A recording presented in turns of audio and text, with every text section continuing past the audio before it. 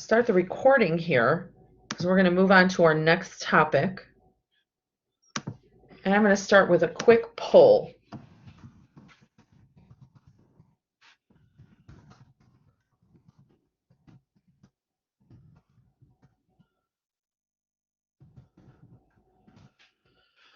So if you guys can answer this poll.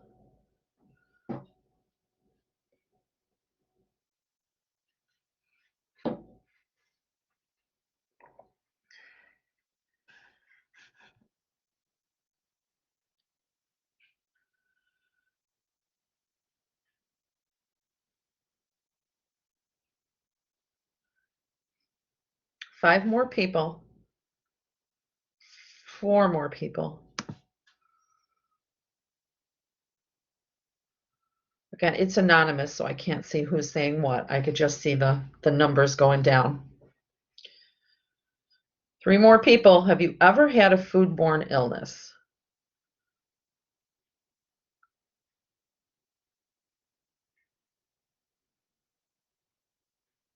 Do you guys see the results, or do you just see the question? Just the question. Okay, I think I have to click on this little button for you to see the responses. Do you see it now? Yes. Oh, okay. All right, there we go. So it looks like 16 people are in here right now. 16 or 17. I don't know if it's waiting for me to respond, but anyway, it looks like 8. If I included myself, that would be up to 9 people out of the 16 have had a foodborne illness. But I think it's important for us to understand this topic because if you eat something, and especially if you're eating out, that's where it seems to happen the most. If we're eating out at a restaurant or even, gosh, if it's in your own house, and as soon as you get home or you're done eating, you have diarrhea or you vomit, chances are it was some type of foodborne illness. And I know a lot of people don't realize if you're, let's say you run out to a fast food restaurant and you eat and you're kind of like, oh, I got to rush to go home because I have to use the bathroom right away. And it hurts for a little bit and you go to the bathroom and you might feel better for a bit after that. But that's a slight case of a foodborne illness. And I don't think people realize that. If food goes through that quickly, you probably got some sort of pathogen. And that's what happens is pathogens cause these things. So we're going to talk a little bit about foodborne illness today. I will stop hopefully at no later than a half an hour because I have a video I want to show you on genetically modified foods as well. So the topic is food safety, which much of that deals with foodborne illness, but we also have the topic of food security and genetically modified foods as well. So here are foodborne illnesses. It's caused by organisms that are found in raw foods. And I want you to know that cooking to the proper temperature will kill most, but not all of these pathogens. So we've got to cook things to high temperatures. Now, what I'm going to tell you guys is, this is what we need to learn. You're going to hear some food preparation practices that maybe you've not done, but you never got sick. I'm not saying that if you eat undercooked food, you will always get a foodborne illness. There's plenty of people that eat food that's undercooked or even raw, and they don't get sick. But what I'm giving you are the steps you can take to minimize the chance for getting a foodborne illness. So does anyone want to tell us a story about how they've gotten foodborne illness, what the food was and how they felt? Think about if you're willing to share that information. I'm going to go first, and I'm going to say that I've had foodborne illness at least 3 serious times, but probably multiple, less serious times. One was from a pizza place. Actually, 2 were from a pizza place. One was Pizza Hut when I was 13, and I never ate there again. I don't even know if they have that restaurant anymore. One was, oh gosh, the restaurant closed. It was in Westchester, and I believe they didn't cook the sausage before they put it on the pizza. And we proceeded to eat that. But as soon as I figured out something was wrong, then I stopped. But I was like, oh, I was pretty sick. I was sick for like a week. I got it from a banquet hall once, eating soup, and then my dad gave the whole family foodborne illness when he cooked what we call sloppy Joe. We were all sick. Talea,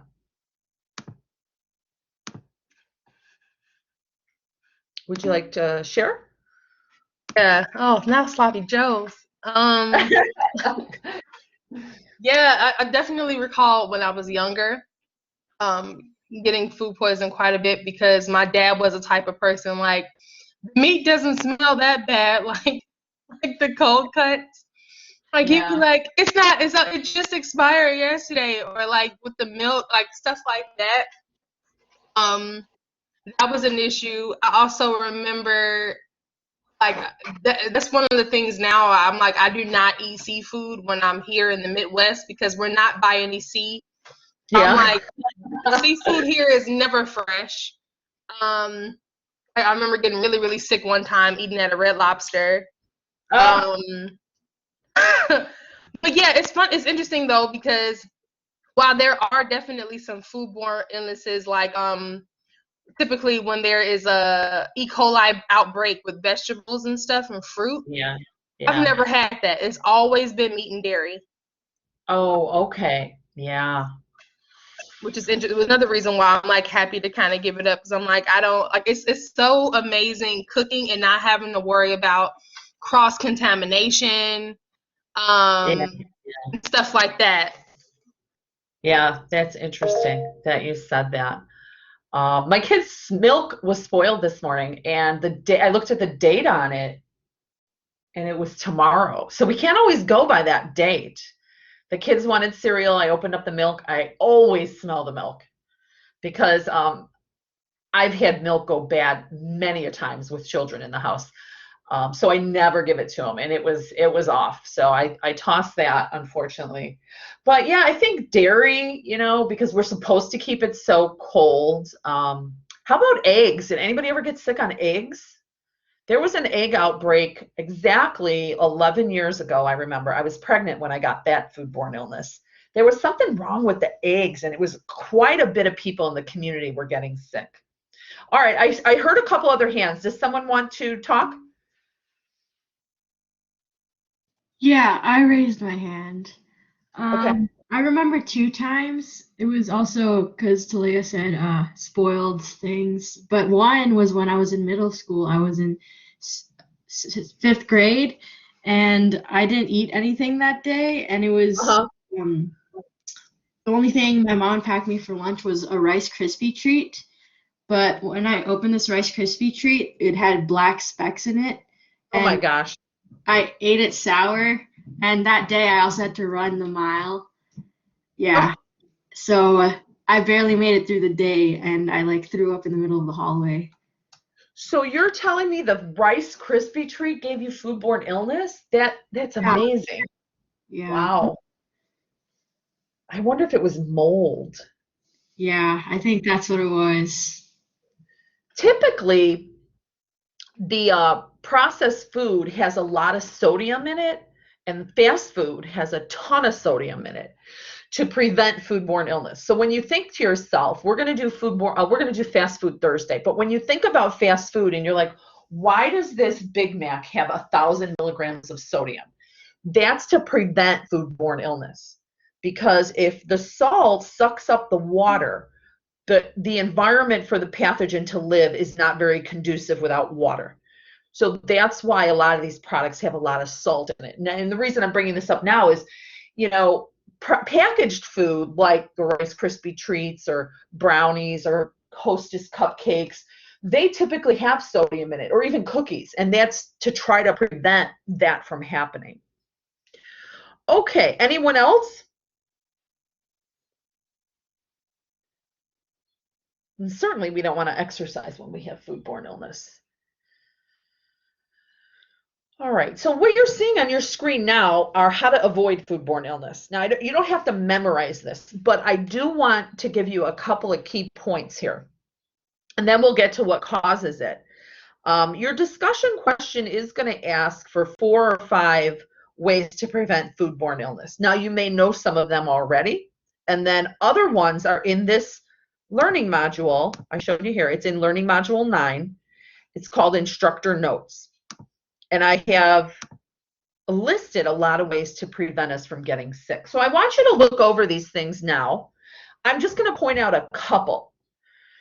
Number one that I really want you to follow, it's something you should memorize.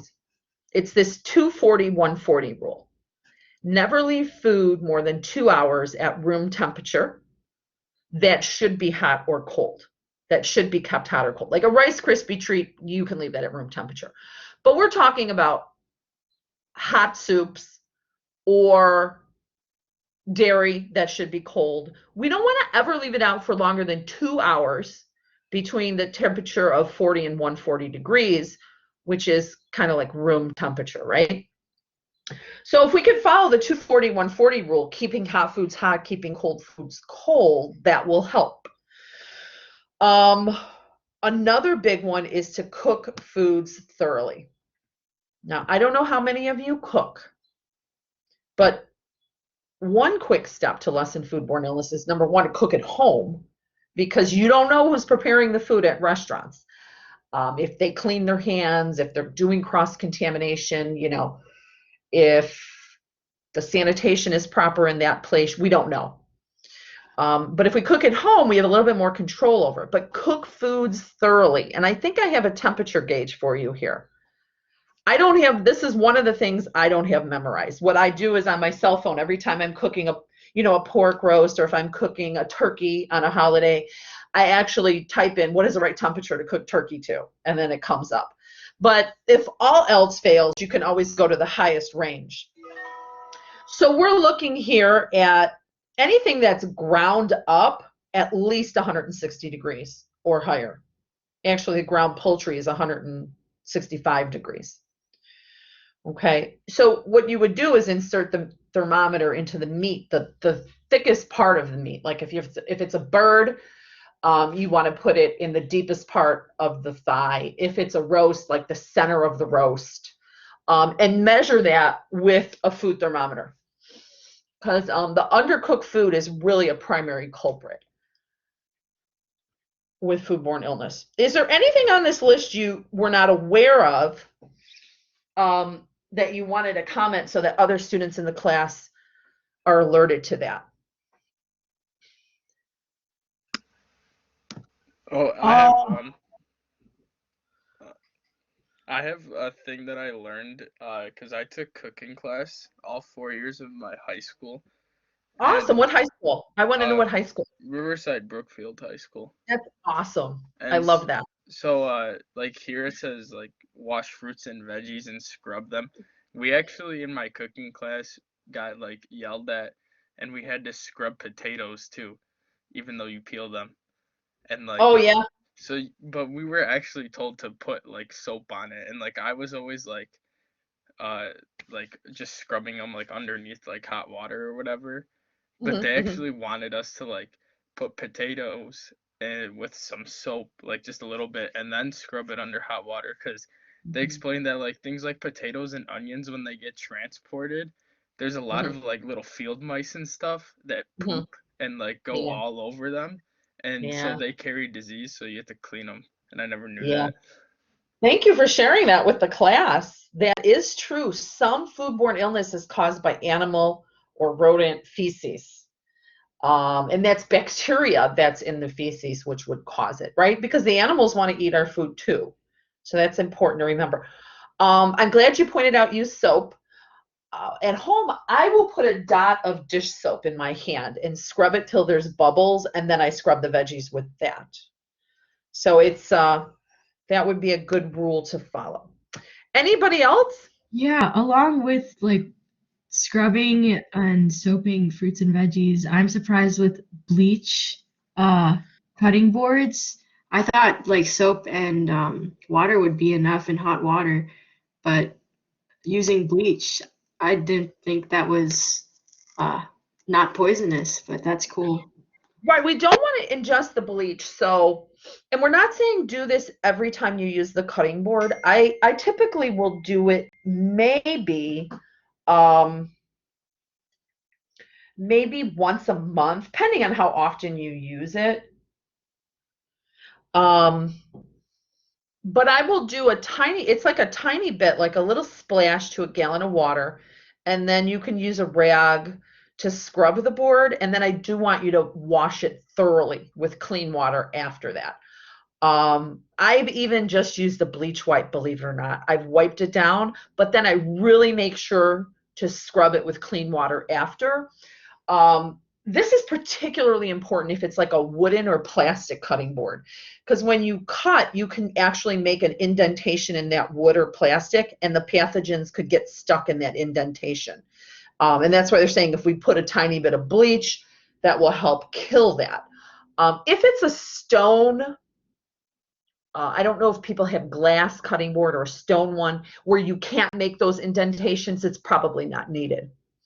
But one thing you can also do is have a separate cutting board for raw food like veggies and fruit, and then a different one to cut if you were cutting any raw meat or fish, things like that, so that that doesn't mix together. All right, anybody else?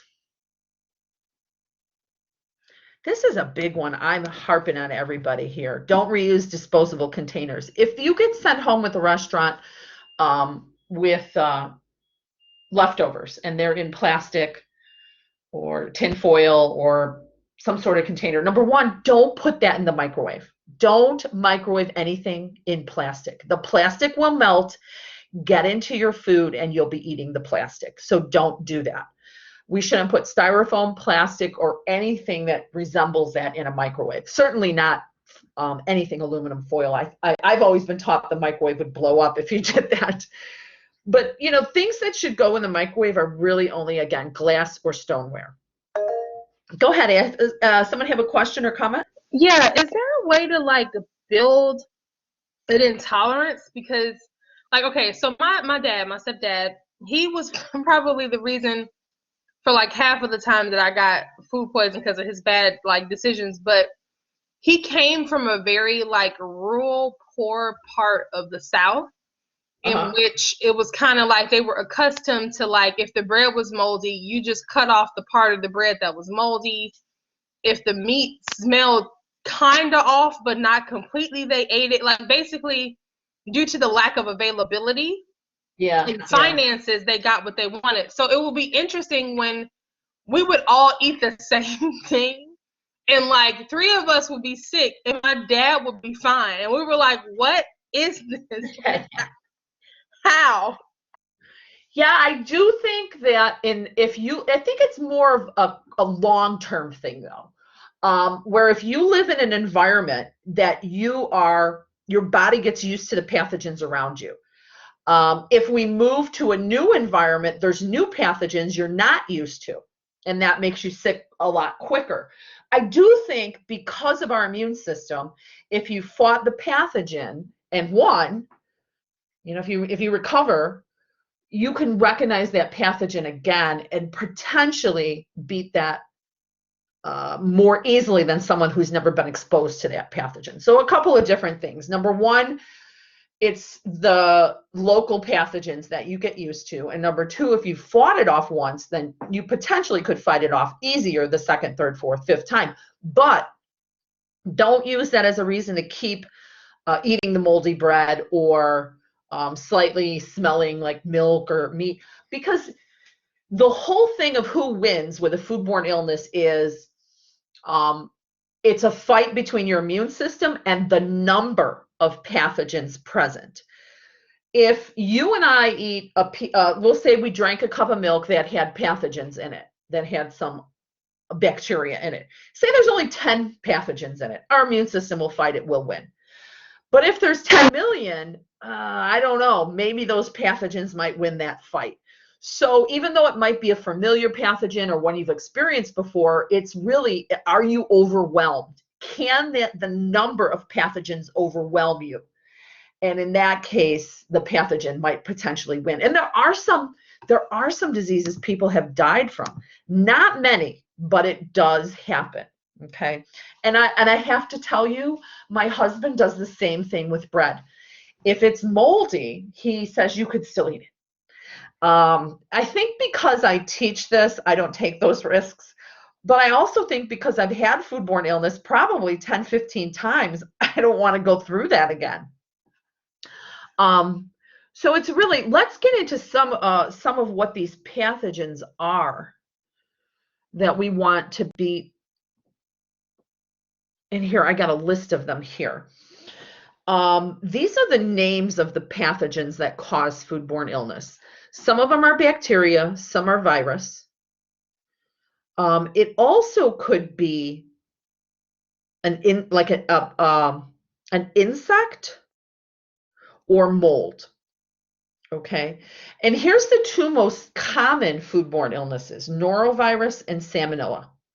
You may have heard of some of them. Listeria is very common, but it typically doesn't kill anyone. The ones that are really bad are E. coli and even this botulism. Norovirus is the number one, and they call this the stomach flu. It happens a lot in crowded areas. One person might go into a crowd, could be a classroom, could be, I think it's Talea. Didn't you work on cruise ships before? Yes, yes. Norovirus sucks. Have you had it? Yes, I have. Norovirus and what they call like GI. So like gastrointestinal. Yeah. Oh my God. It's horrible because it's very communicable. Yeah. And you figure you're in an enclosed space, and it's kind of like once it starts, it's just like it's very hard to contain it. Yeah, yeah. When my kids were real little, they're in grade school now, but when they were in preschool, kindergarten, one kid would have norovirus and you would just wait because you knew every kid in that class would get it and their families would get it. I remember my kid coming home from school and they'd say, oh, the stomach flu's going around, and he would throw up. And as I'm holding him when he's throwing up, you know that those particles of norovirus are airborne. And I'm thinking to myself, well, tomorrow I'm going to be in the same situation. The thing with norovirus is it's a miserable stomach flu for like 36 hours, and then it should be gone. And here I have a couple wonderful pictures, right, that you definitely wanted to look at here. This is a virus. Here's some bacteria, mold, and then worms that could get into the food. You know, the two things we want to worry about is if we get a foodborne illness, we have to stay hydrated and rest so our body has ample time to kill these pathogens. Any one of these pathogens wants our food, right? And if the environment is conducive to replicate, these pathogens could get in a piece of food. If there's water and it's room temperature, they're going to rapidly multiply very, very quickly. And if we ate a piece of food with only 10 little minuscule viruses on it, our immune system will fight that off. We won't even know we're sick. But if we eat one with 10 million pathogens, you're going to get overwhelmed and be really, really sick. Here's the signs and symptoms. I do know someone raised their hand, so let me give you guys a chance to ask that question. Go ahead. Yeah, it was me. It's interesting that you said like you need like sleep and rest to fight it off. On cruise ships, it's kind of why crew members have the issues a lot longer than guests, because once there's like an outbreak of something, I think once it hits like 10 cases, we get into like code orange. Then when it hits 20, you're like, we're in code red. So that means that we have to go in super saiyan mode. So along with the 10 hours a day that we already work, 2 to 4 now have to be spent cleaning your entire department. So if your department is big, like I was the youth program manager, so it was all the 3 youth facilities. When I tell you we had to like disinfect the walls, anything that they touched, every marker, crayons Ugh. had to be thrown out, Legos had to be put in dishwashers. Like, it was insane. But we weren't Yeah. getting any rest. So we were like exhausted and Yeah. sick. It was horrible. Yeah, that's unfortunate. That is unfortunate. And you know, the kids spread it quickly because they don't have good sanitation. They're sticking their hands in their mouth, their friend's mouth, they're licking stuff. I mean, it's crazy. I joke with my kids when we go to when we go out in public, because I'm such a freak about cleaning hands, especially with this coronavirus. But I tell them, don't lick anything, don't put your hands in your mouth. And I'm just like screaming that. And it's ridiculous for me to have to say that, but kids do. They lick everything. It's, like the Legos, even the crayons, they're like, let me see what this tastes like for a minute. And that's all it takes to spread that virus around. And I have on here this little screen here, where do you get foodborne illness, but definitely in contained, environments like that cruise ship or classrooms. Little kids get it more. So if you're around them, they might bring it back to you. But as you see here, a lot of it is in places where you eat out, and less if you're cooking at home, because you have control of it and there's probably not as many people. The food could get infected with any of those pathogens at any point through its transportation, from when it's grown till it's transported to your table. So this is why I think some people like the more locally grown stuff too, because you might be cutting out transportation or retail sites. Like if you get it at a farmer's market, you're cutting out some of this middle point where it could be infected. What causes it? Let's say you've gotten the food that should be cold and it's just not cool enough. Some of this, especially norovirus, is an infected person. I think a lot of norovirus begins where an infected person is cooking the food or preparing the food. So that, I think we've learned our lesson with COVID. If you're sick, stay home. A lot of people, though, push that, especially if you don't go to work, you don't get paid. So you're kind of like weighing your options here. And some people do go to work sick. I can understand that. My husband is the same way. He has no sick days, no vacation days, no nothing. So if he stays home, he doesn't get paid. So, we got to kind of weigh your options here. But especially in today's environment with the viruses getting worse, if there's an infected person, they should isolate themselves. In the discussion question, it's going to ask you how to prevent foodborne illnesses, and you got that from my notes. But it's also going to say, if you've ever gotten a foodborne illness, what do you think it was? A lot of times we won't know that it was exactly salmonella or listeria or E. coli. But you could potentially give an educated guess if you want to read about those different pathogens in your textbook. I'm not going to make you memorize that for a quiz or final, which is which. I'm more concerned you know how to prevent it and treat it. Those are the two things that I'm more concerned with. Okay. So here are the signs and symptoms.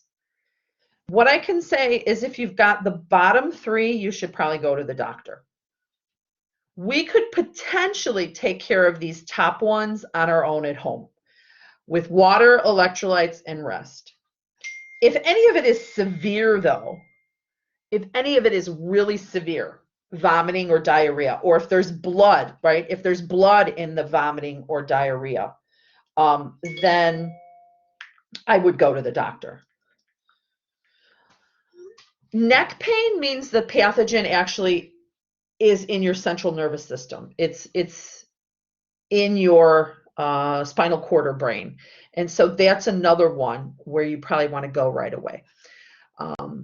If a person is really young or has another health condition, then they should probably go to the doctor. If they are suffering from another disease like cardiovascular disease or cancer, this could complicate things a lot. If they're pregnant, go to the doctor right away.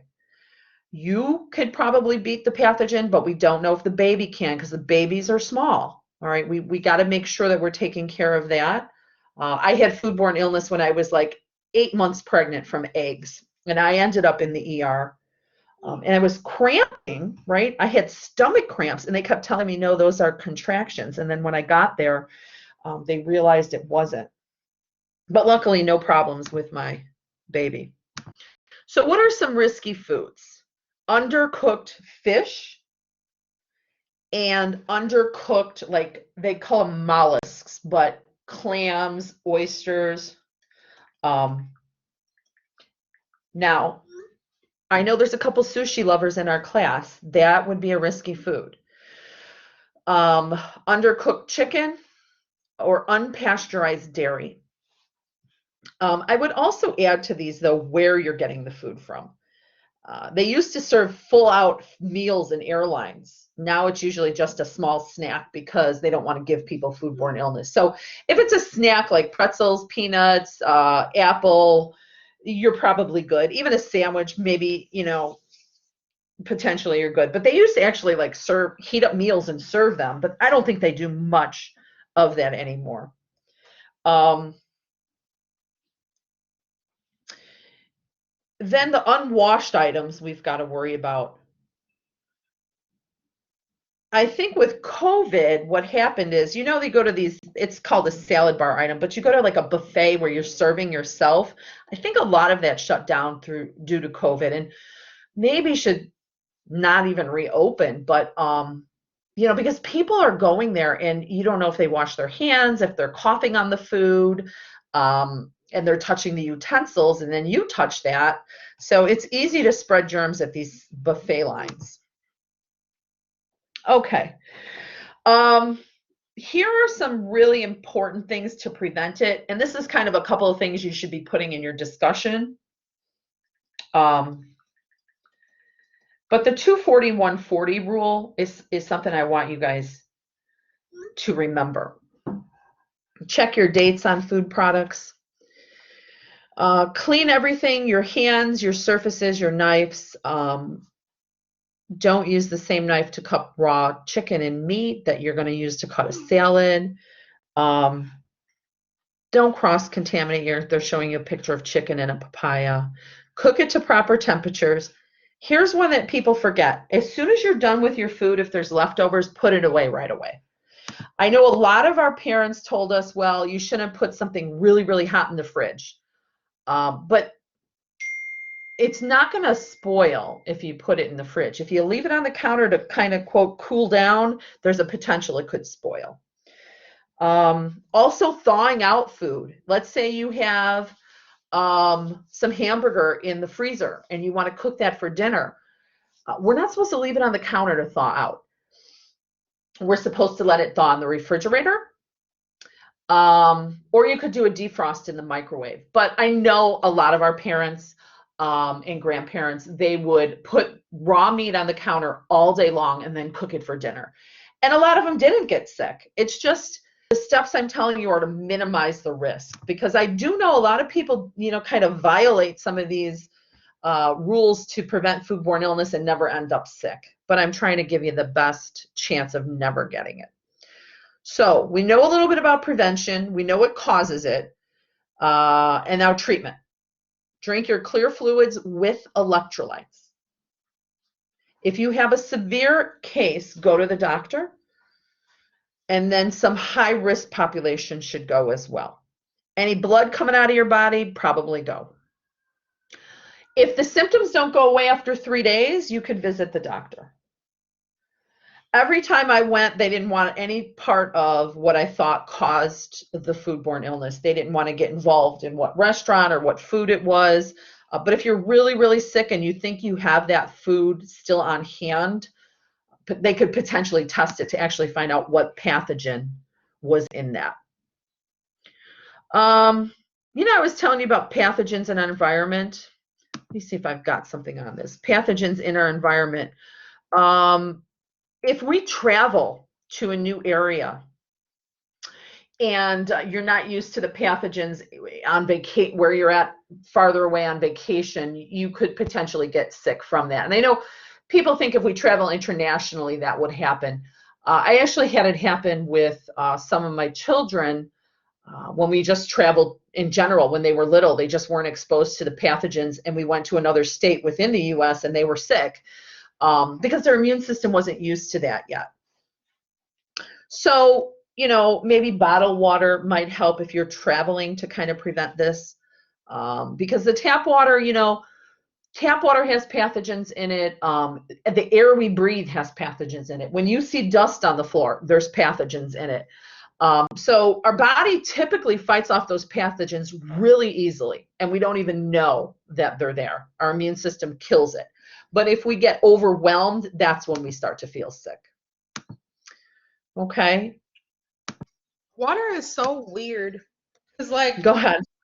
you would think the less that's in it, the better. But it's interesting because I guess there are certain like salt minerals that are naturally in water that are important. It's like on cruise ships, we have like potable water that we really shouldn't drink. But I mean, like they do use it. So the water that they usually serve in the buffets and stuff is basically it is from the sea, but it goes through this insane process where they pretty much strip it of everything. And there's this desalination process where they even take the salt out of it. And they were saying that it like makes us thirstier. It's weird. That they take like even the natural minerals and stuff out of it. And so I didn't know that. Yeah. That's why a lot of people, like a lot of the captains and the sailors that have like long-term contracts, it's funny because they all like go bald and suffer from hair loss because the water is so bad. So I'll see some of the crew members, they'll get like these gallons of Crystal Geyser water and use it to wash their hair. Oh, wow. Yeah. I just thought it was interesting that there actually should be a little stuff in water. There is a lot, and there's pathogens. People don't realize that. But we get so used to them that, like you said, it doesn't make you sick. It doesn't, because your body's like, oh, here's another couple pathogens in the water we always drink. We're used to that and kill it right away. It's that new stuff or being overwhelmed that really gets you. That's interesting. I didn't realize that they cleaned up the salt water and then use that. We're going to talk more about this mercury in fish when we get to the pregnancy chapter, but basically some of this air pollution that comes out of factories, once that gets into the air, when it rains, it could come back down into the oceans, and the mercury could be soaked up by these little fish. Could be, put into their flesh. And again, if we eat a tiny bit of it, probably no issues. But if we're starting to eat the larger fish with mercury in it, the mercury could actually kind of poison us, and it causes neurological problems. And here's some high mercury fish, on this side, that it really should be avoided if it's for kids or a pregnant woman. Typically, full-grown adults won't get mercury poisoning unless you're doing something really strange, like only eating shark and nothing but shark, or only eating trout. If we're eating a couple of servings per week, an adult probably wouldn't get sick. A couple of servings per week for a kid or a pregnant woman who has a baby, then that younger child or baby could get some neurological problems. So they always talk about if you're pregnant or if you have kids, don't let them eat this high group of mercury fish. You're free to eat the fish on the lowest group without worry about mercury poisoning. And the good thing is these are more common fish in our society. What we're eating are some of the more common ones, like salmon, shrimp, anchovies, whitefish, scallops. Some of the more common ones are on this lower side. But we'll talk more about that when we get to pregnancy. Food security and hunger. I just want to talk about this for a brief moment because I think we probably think, well, yeah, there's probably people in our community that are hungry. But if we look at the actual numbers, it's really astonishing how many. And this is food insecurity, the state of being without reliable access to sufficient quality of food. This could impact not only their weight and health, but also their cognition and their development of their brain, especially for the kids. It says 800 million people live every day with hunger or food insecurity. And so people's jobs are to try to prevent this or to solve some of these problems. And some of that is producing more food, getting rid of things that kill crops, like insects or weeds, or unfortunately what ends up happening is the weather cycles, right? There's been years where things flooded or where there wasn't enough water and the crops would die. But this is within the United States only. 46.7 million people were in poverty. 48.1 million lived in food insecure households. We can round up, 15% of households have food insecurity. I think those numbers are pretty astonishing. It looks like a little bit of my slide cut off here, though. This 15% is if we took every state, but if we isolate some of the other states, 22% in Mississippi, 20% Arkansas, Louisiana got cut off here. But you can see some of the higher states with the food insecurity. Some of it has to do with food deserts where they cannot get the food, and some of it has to do with they don't have the money for the food either. You can see it's going up every year. Okay. There's a video, we're not going to watch it here, but if you'd like to, even if you watch the first 10 minutes, if you want to open the PowerPoint and watch that. There are some local organizations that are helping with the food insecurity. Triton actually has a food pantry itself, and it's with COVID, I don't know if things have changed, but it was located in the financial aid office. We had a food pantry, or have a food pantry, where students can go get access to some food. Westchester has a great food pantry. It's called the Westchester Food Pantry. If you or someone you know could utilize access to that, I believe once a month you can go pick up a box of food from the Westchester Food Pantry, and you don't have to live in Westchester to do it. You just have to live in the areas around it. So it does serve other communities close to Westchester. Off the top of my head, I can't remember all of them, but it was like Melrose, Stone Park, Maywood, Bellwood, areas near that. I do donate money to them. But my kids are getting a little bit older. I'm going to shove them out the door and tell them they have to volunteer there.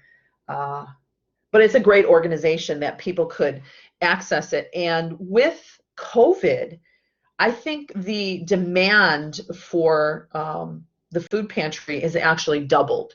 And I can see, I think it's like 1 or 2 Fridays a month. It might be able 2 Fridays per month. You could go pick up the box of food, and the line is just all the way down the block. You know, people are waiting to just pull up and get that. So it is something that I, really have concern about, especially because knowing that there's so many in our community that have that issue. Okay. Any comments or questions that you guys still have on foodborne illness or on food insecurity? We did go kind of quickly on the food insecurity issues. We can always follow up on that Thursday. We can talk a bit more on it Thursday. Maybe I'll show the first 10 minutes of that film on Thursday.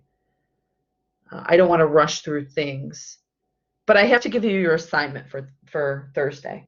So what we'll do, I think, next time we meet, we could kind of follow up on that food insecurity and maybe show 10 or so minutes of the video. We're going to talk a little bit more about genetically modified foods on Thursday.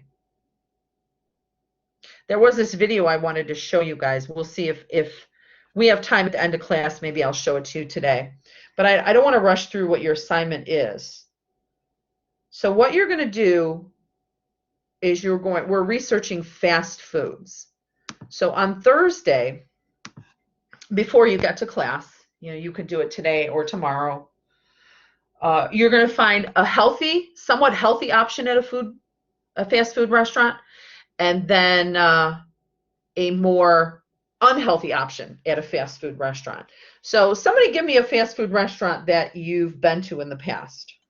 Chick-fil-A. Their salads are healthy. Chick-fil-A. Okay. I'm going to click here. This is what I want you guys to do. You're going to put in the name of the restaurant, and then you could do nutrition facts. I actually have another I can email you guys another website to use too. You're going to find one food item that you believe is a little bit more healthy, like maybe you think this Cobb salad, okay, 390 calories, gives you the nutrition facts. Just jot this down on a piece of paper. Say, if I was to go to I don't even know how to say it. Is it Chick-fil-A? If I was to go there, I could get a Cobb salad. That would be a healthier option. It has 390 calories, 19 grams of fat. Also write down the sodium. Now this salad has 860 milligrams of sodium in a salad, which is pretty amazing. But I do want you to write down, I know there's some beeping going on. Is this,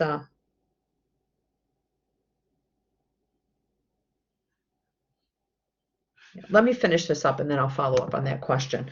So you're going to do total calories, total fat, total sugars, and then do sodium too. Right? Or you could just print this so that you have it next to you when we talk on Thursday. Then we're going to find a not so healthy item. Let's see if we can come up with something not so healthy here from this restaurant. These are salads. I think they're just their chicken sandwich with sauce. Let's see.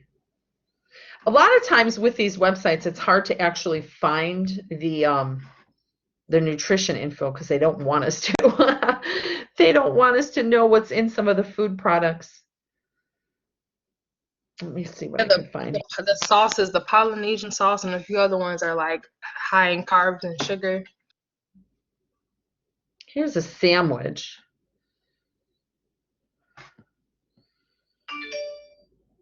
That's not the worst thing in the world.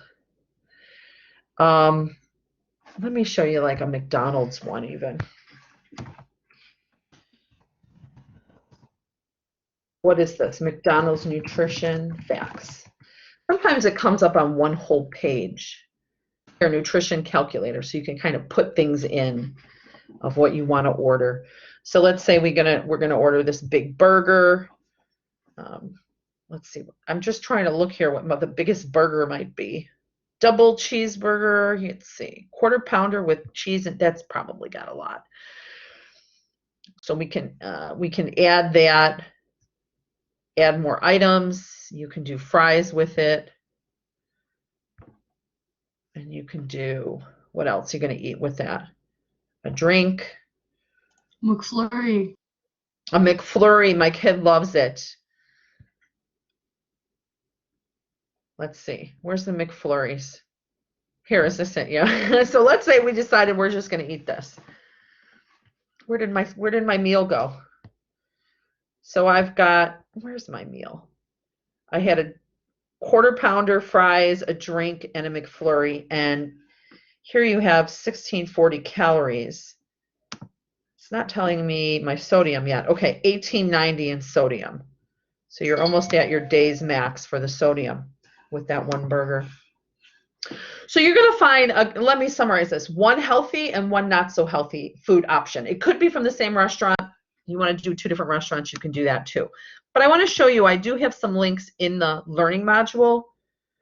This would be here, learning module 10 on fast food. If you go to this, I do have a fast food nutrition calculator. You can use this. The whole discussion question for this learning module is to write down one healthy food and one not healthy food, and then their nutrition facts. if you go to this fast food nutrition calculator, you've got lots of restaurants you could pick from. So this is kind of cool. You can go in there and see what you have, and you can add that. I always try to add the worst things just to see how bad it could potentially get. Bacon mac and cheese, a large. All right, so does you have any questions on this? Let's say we're going to have some soup if we went there. No questions? Are we going to do breakout rooms, or is it like a mini presentation? So for this one, what I usually do is I put you in the group, and the five, let's say 4 or 5 of you talk. You come up with the worst nutrition content and then the best nutrition content. That way, when we're presenting, I don't have to have 25 people presenting, and you don't have to listen to all 25. You're only listening to like 4 or 5 presentations. Okay? That's what I typically do. My problem is portions. Like, I cannot go past the Krispy Kreme donut. Like, who eats one donut? Oh, yeah. You wouldn't believe the Krispy Kreme, or what is it? Dunkin' Donuts. My kids want to go there. I mean, please, my kids are constantly telling me where they want to go eat because they see the stuff on TV and their friends eat it. But these donuts. The Charlie drink, it has so much caffeine, and all the middle school kids want to drink it. What is it? I've never heard of that. It's like a cold brew with like, it's basically like 75% black coffee. Where do you get it from? Dunkin'. Oh, really? Yeah. Here's one. Go ahead. This TikTok star, and like, yeah. I'm going to look it up on this website. One donut has 270 calories at Dunkin' Donuts. I got to look this up. My kids have not told me anything about that. What is it? A drink? Hold on, I got to see this. Charlie cold brew. Okay, let's see. I don't know if it's on here. Am I typing it right? There's no E. I don't know if they have it because it's pretty new. Yeah, maybe they didn't update this. But maybe if you go on their actual site, they might have it. So anyway, you could do beverages even if you guys want like a Starbucks or Dunkin' Donuts beverage, whatever you guys want to do. But it's one healthy, one not so healthy. And then you can bring that to class Thursday. And we'll put you in groups and you guys can talk about that for a bit. I know there was a question in the chat room. Are we going to learn about organic, conventional, and GMO for the discussion questions? Yes. And the food desert, yes. I mean, let's save the GMO talk for Thursday, but let's talk a little bit more about the food insecurity and food desert. I want to see if I have this link for you guys. I get confused if I put the link in here or not for the food deserts. I'm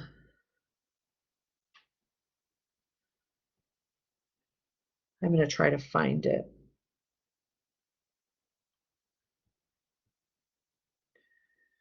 Actually, this link here, if there was any food recalls, you can always look on this foodsafety.gov link. If there are outbreaks, look at here, it says listeria and some soft cheeses. If there are any outbreaks, they would probably be listed right here. Here's some recalled foods.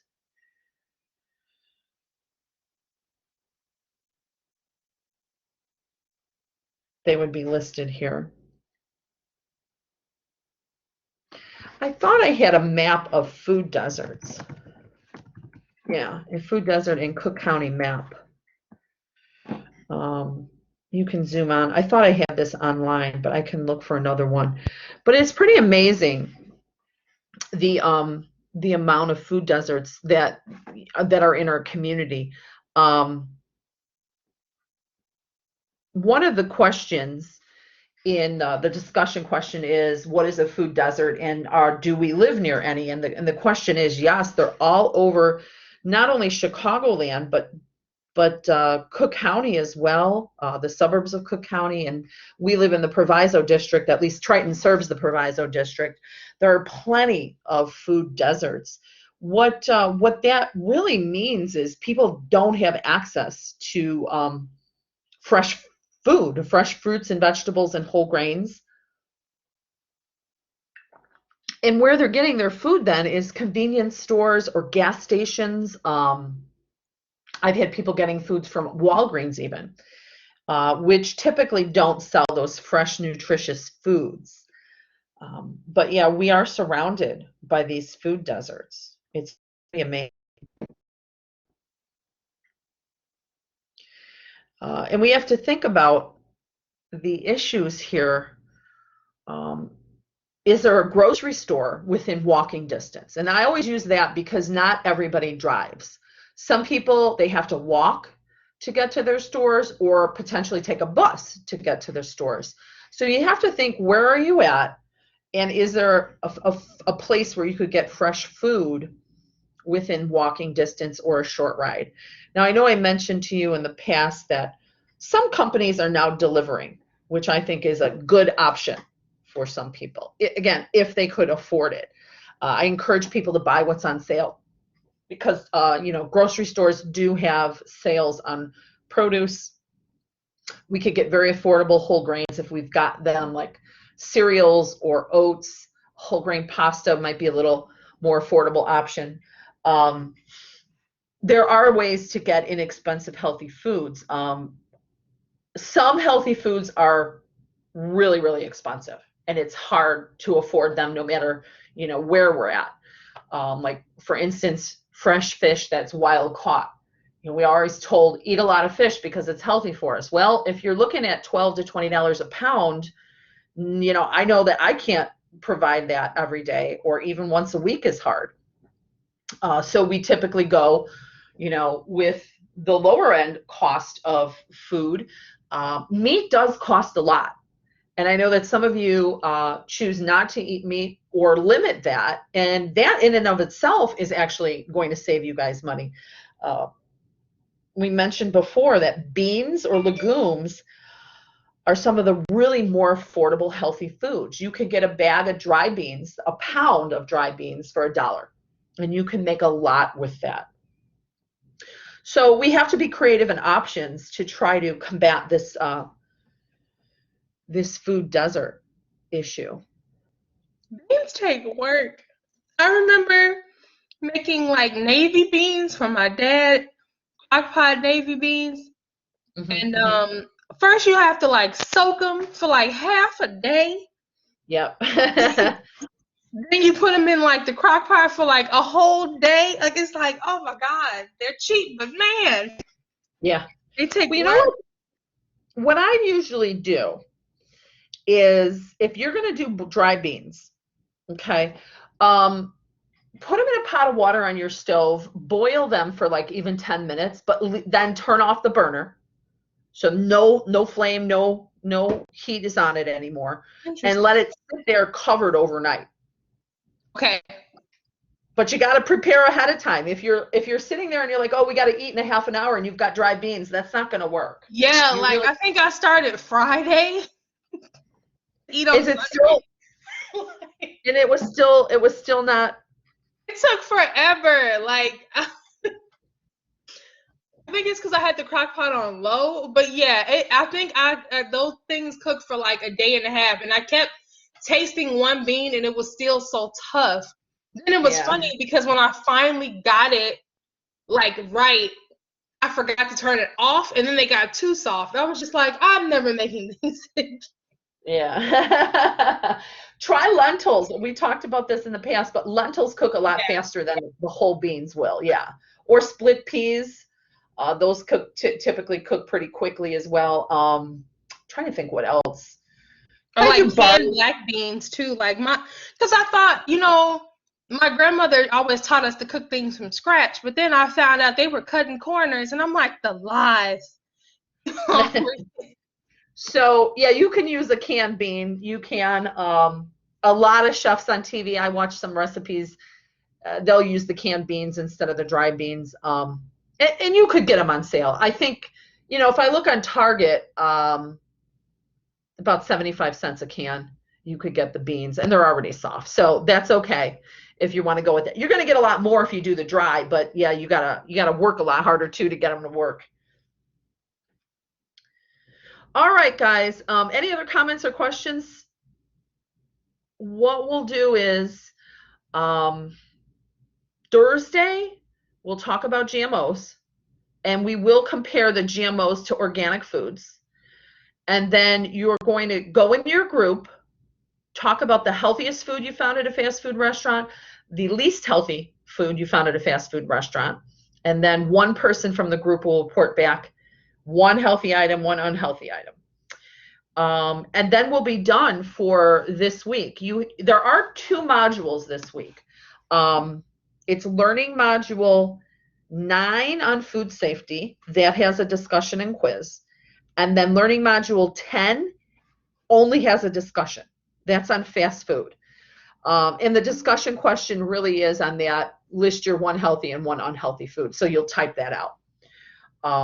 So that's what we're going to have going on for this. Has a question. She said, what nutrition categories did we need to record for the fast foods? So let's do total calories. Right? Let's do total calories. I'm putting it in the chat room now.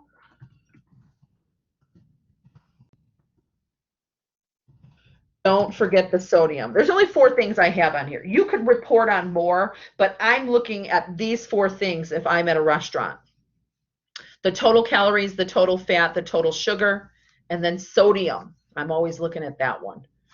Okay, and you guys could be creative. Any restaurant you want, go on the nutrition facts. You don't have to go to the restaurant.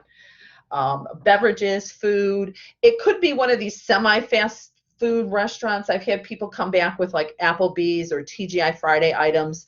That's cool too. All right.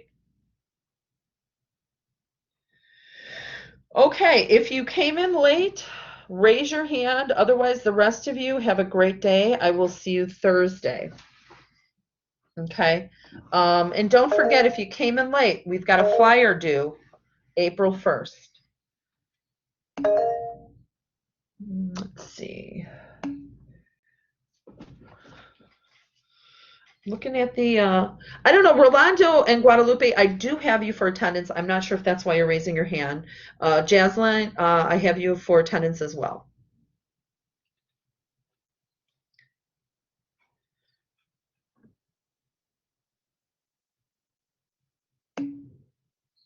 All right, bye-bye.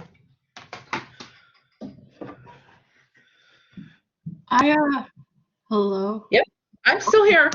Yay. I have a personal question. Okay.